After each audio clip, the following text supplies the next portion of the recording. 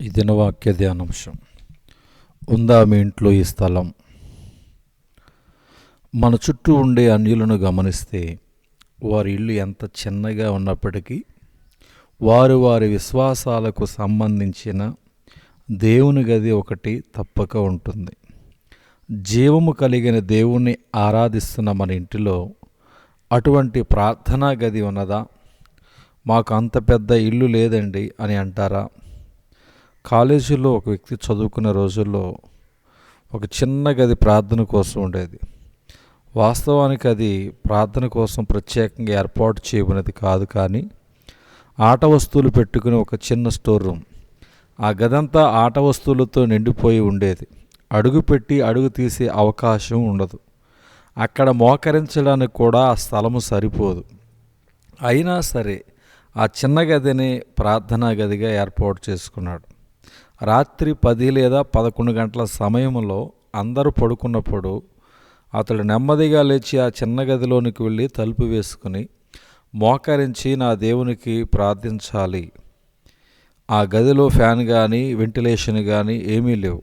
అందులోనే మోకాళ్ళ మీద పడి గంటల గంటల కన్నీరు కారుస్తూ ప్రార్థన చేస్తూ ఉంటే ఒళ్ళంతా తడిచిపోయేది. అలా ప్రార్థన చేస్తూ ఉన్నప్పుడు ఆ గదిలో ఫ్యాన్ గాలి లేకపోయినా పరలోకం నుంచి మాత్రం చల్లని గాలి వీస్తూ ఉండేది.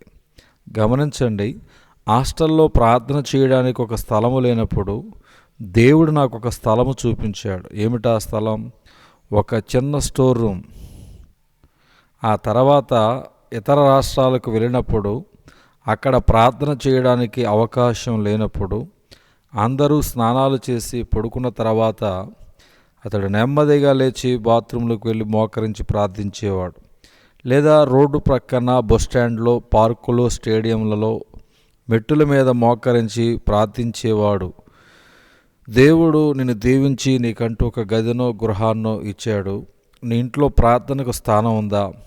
దేవునికి స్థానం ఉందా? దేవుని స్తుతించేటువంటి మనసు నీకుందా?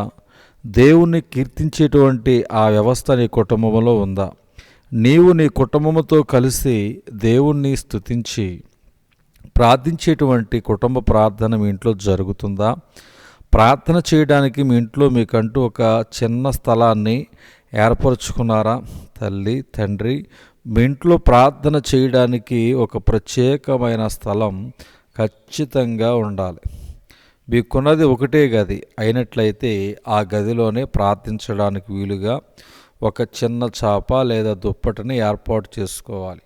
కారణము, ఆ చాప లేదా ఆ దుప్పటి వేస్తున్నావంటే ఇది ప్రార్థనా సమయం అని మీ ఇంట్లో వాళ్ళు, మీ పిల్లలు గ్రహించి నీతో పాటు మోకరించి ప్రార్థిస్తారు. యేసయ్యకు ఈ భూమి మీద తలదాచుకున్నట్టు కూడా స్థలము లేదు. అయినా ఏకాంతముగా పెందలకడని లేచి అరణ్యములో ప్రతిదినము ప్రార్థించుచూ ఉన్నాడు.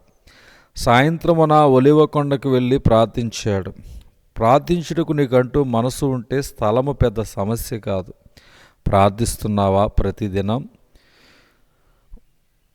భార్యాభర్తలు, బిడ్డలు కలిసి ప్రార్థన చేయటానికి ఒక కార్పెట్ను ఏర్పాటు చేసుకున్నారు. ఆ కార్పెట్ మీదకి వారు వెళ్ళటం అంటే ఆ భార్య పిల్లలు వచ్చి మోకరిస్తారు. ఆ కార్పెట్ ప్రార్థన చేసే స్థలమునకు సూచన. ఒక తండ్రిగా, ఒక తల్లిగా, బాధ్యత కలిగిన వ్యక్తిగా మన బిడ్డలకు నేర్పించవలసిన విలువైన పాఠాల్లో ఒకటి క్రమము తప్పకుండా వారి చేత ప్రార్థన చేయించటం. మనకు ప్రార్థించే మనసు ఉండాలే కానీ ఎక్కడైనా ప్రార్థించవచ్చు. అదే సమయంలో ఒక నిర్దిష్టమైన సమయము, స్థలము ఎంతో ఆశీర్వాదకరము. దేవుడి దినవాక్య ధ్యానం దేవుడు దీవించునుగాక. ఆమేన్.